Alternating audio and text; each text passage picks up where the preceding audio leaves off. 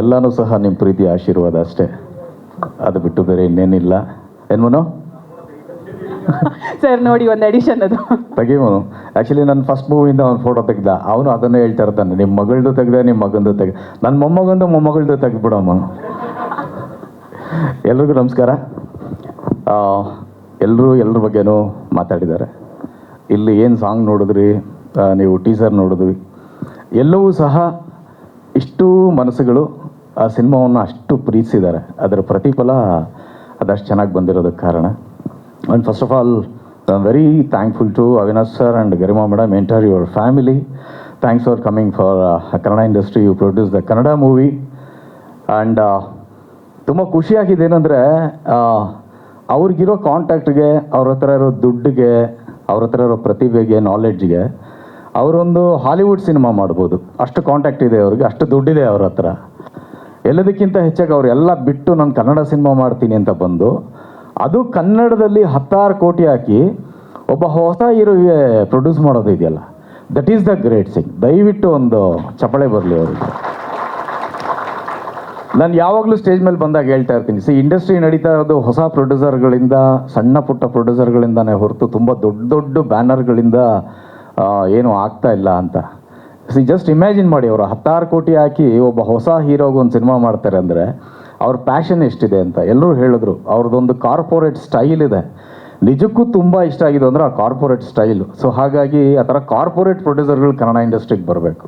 So ಅದು ನಮ್ಮ ಬಹಳ ದೊಡ್ಡ ಹೆಬ್ಬಯಕೆ. ಅದು ಫಸ್ಟ್ ಸ್ಟೆಪ್ಪು ನಿಮ್ಮಿಂದ ಆಗಿದೆ sir. We would like do more Kannada movies please. And ನಮ್ಮ ಕನ್ನಡ ಇಂಡಸ್ಟ್ರಿ ಅಂದರೆ ಇಟ್ಸ್ ಲೈಕ್ ಆಲ್ರೆಡಿ ತುಂಬ ಅದ್ಭುತವಾದಂಥ industry. You people are coming, it's like one more feather for our Kannada industry. Really I appreciate you and thank you so much for entire your family. My lord, thank you my lord. So no sir, it's our pleasure. And ನಾನು ಆಗಲೇ ಹೇಳಿದಾಗೆ ನಿರಂಜನ್ ಮತ್ತು ರಚನಾ ನಂದಿನಿ ಹಾಲಲ್ಲಿ ಸ್ನಾನ ಮಾಡಿ, ನಂದಿನಿ ಪೇಡ ತಿಂದು, ನಂದಿನಿ ಕೋವಾ ತಿಂದು, ನಂದಿನಿ ಪನ್ನೀರ್ ತಿಂದು, ನಂದಿನಿ ತುಪ್ಪ ಇಲ್ಲ, ತುಪ್ಪ ಕಲರ್ ಸ್ವಲ್ಪ ಬೇರೆ ಆಗುತ್ತೆ ಮೇಡಮ್, ನಂದಿನಿ ಬೆಣ್ಣೆಲಿ ಹಲ್ಲುಜ್ಜಿ, ಈ ಥರ ವೈಟ್ ಏನು ಬರುತ್ತೆ ಅದನ್ನೇ ಹೇಳಬೇಕು, ಕ್ರೀಮ್ ಇದೆಲ್ಲ ಹಿಂಗೆ ಆಗಿ ಸಿನಿಮಾಗೆ ರಿಫ್ಲೆಕ್ಟರ್ಗಳು ಹಾಕಿಲ್ಲ, ಸ್ವಾಮಿ ಲೈಟೇ ಯೂಸ್ ಮಾಡಿಲ್ಲ, ಬರೀ ಅವ್ರ ರಿಫ್ಲೆಕ್ಷನಲ್ಲಿ ಹಂಗೆ ತೆಗೆದುಬಿಟ್ಟಿದ್ದಾರೆ. ಇಬ್ಬರು ಅದ್ಭುತವಾಗಿ ಡ್ಯಾನ್ಸ್ ಮಾಡಿದ್ದೀರಾ, ತುಂಬ ಚೆನ್ನಾಗಿ ಕಾಣಿಸ್ತಾ ಇದ್ದೀರಾ. ಆ್ಯಂಡ್ ನಿರಂಜನ್ ನಮ್ಮ ಕನ್ನಡದ ಸ್ವಚ್ಛ ಪ್ರತಿಭೆ.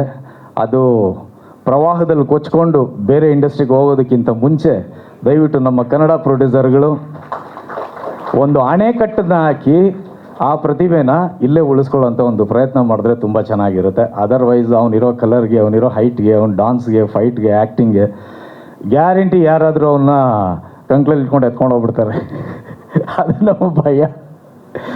ಸೊ ಆಗಲೇ ಸಚಿನ್ ಅವ್ರು ಹೇಳಿದಾಗೆ ಕಮರ್ಷಿಯಲ್ ಸಾಂಗ್ಸು, ಕಮರ್ಷಿಯಲ್ ಡ್ಯಾನ್ಸ್ ಎಲ್ಲ ನೋಡಿ ತುಂಬ ವರ್ಷಗಳಾಗೋಯ್ತು. ನಾವು ಈಗೆಲ್ಲ ರಿಯಲಿಸ್ಟಿಕ್ ಅಂತ ಬರೀ ಮಾಂಟೇಜಲ್ಲೇ ಸಾಂಗ್ಗಳು ಮುಗ್ದೋಗುತ್ತೆ. ಇವತ್ತು ಸೆನ್ಸಿಗೆ ನಾವು ಅಂಥ ಕಮರ್ಷಿಯಲ್ ಸಾಂಗ್ಗಳನ್ನ ನಾವು ಕೊಡ್ತಾ ಇಲ್ಲ.